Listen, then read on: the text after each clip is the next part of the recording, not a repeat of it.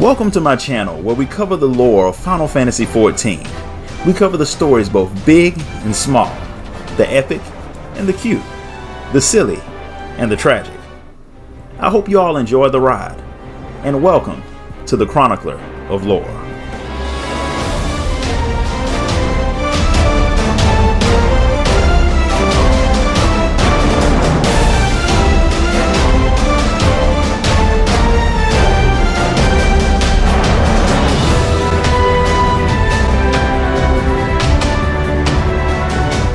Since you've handed out the mining tools and gotten the ore for the heart of the Talos, you and Alphinaud head to Amity to see how Y'shtola's coming with imbuing the Talos with ether. She's gathered together everyone she needs for the process and has sent them to their positions since Chai-Nuz has everything ready on his end, despite the fact that he still doesn't think he's doing it right. The Exarch did drop off the ore he needed for the heart, and he almost has it ready, although he's going to have to do a little extra work to make it pump ether through something that big. Y'shtola has something that might help power the thing. The Knights Blessed brought their heart stones, which are filled with magic, and you can imbue them with even more.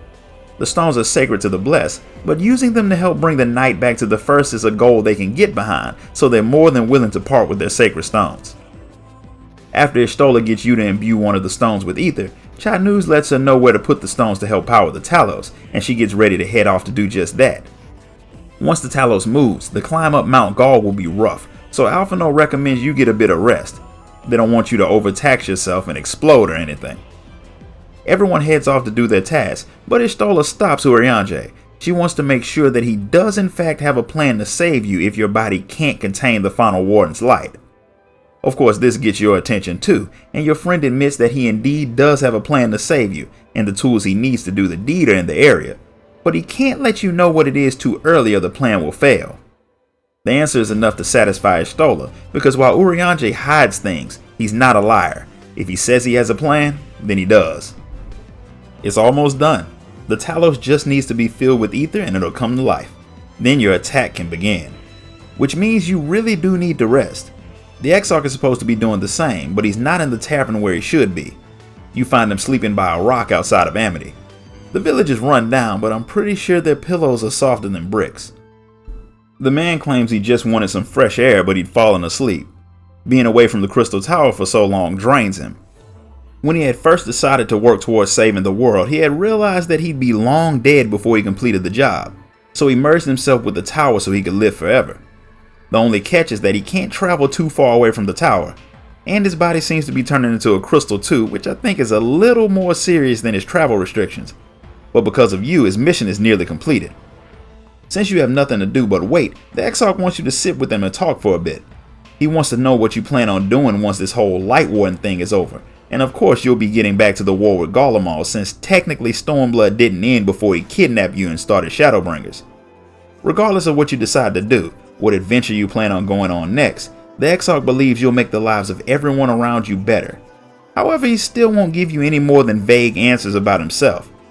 The only thing he tells you is that he does have a friend that he always hoped he'd get to go on another adventure with, since he learned so much and had so much fun the last time. But he won't be able to do that if you don't win the next fight, so it's time to head back to Amity to see if the Talos is ready. Back on the First, Elidibus, who is currently running around in Zenos' body, lets Varis know that he's gotten rid of the rumor that his son is possessed by a devil, despite the fact that it is technically true. And since the nation's at war, those rumors won't come back anytime soon. Varis is still curious about where Selk went, so Elidibus lets him know that the Ascian went to the First, but didn't share his plans since the man prefers to work alone. And figuring out his plans are pretty much impossible, something that Varis knows firsthand since he spent a lot of time being manipulated by the man. Emmett did share some valuable information, however. He told them why the Scions of the Seventh Dawn haven't been fighting with the Eorzean alliance. Their most prominent members have had their souls trapped on another world. With their souls out of their bodies, the Garleans could wipe them out before the Warrior of Light comes back, then they could kill her as soon as she reappears, solving all of their problems at once. Elidibus tries to get Varis to send the full might of the Garlean army at the unconscious Scions, but before the man can make his decision, the real Zenos shows up in the body he took after his death. Elidibus is surprised that Zenos could figure out how to gain true immortality with the borrowed echo that he has, but how he got the ability is irrelevant. He wants his body back, and he has every intention of forcing Elidibus out of it one way or another. Back on the 1st, the time has finally come. The Talos is ready, so Chinooz gives the command for the magic users to power it up. When the thing starts to rise out of the ground, it is a sight to behold. It's enormous, easily the size of a mountain itself, and it reaches up to grab Mount Gulg out of the air just like it was meant to. There's one problem though, one that I don't see how the Scions didn't actually plan for. The Sin Eaters surrounding the mountain start destroying the Talos' hands. Lucky for you all, Titania shows up to help, and the Fae King isn't happy that you once again forgot to call when you needed help. It doesn't matter that the Fae said they didn't care about mortal affairs. Titania is still very upset that you didn't call. So the Pixie King is probably going to do something very, very unpleasant to you after the Sin Eaters are dealt with. With the arrival of the Fae, the Talos is able to latch onto the mountain, giving the Scions a straight shot up toward Vauthry's fortress in the confrontation with the last Light Warden. If you thought there were a lot of Sin Eaters floating around outside of the mountain, that's nothing compared to how many are there to block your path once you start your climb. Vauthry sends all the forces he has to stop you, but you and the Scions slice through his pets as you make your way to the top. Outside of the gates to his chamber, you face his consort, a powerful Sin Eater who does everything she can to keep you away from her master, but she too falls at your hands.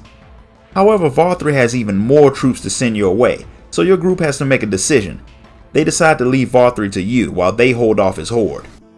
Without arguing, you leave your friends to fight while you rush up the stairs to face off against Vauthry in a final battle for the fate of the first. And that's where we're going to stop for today.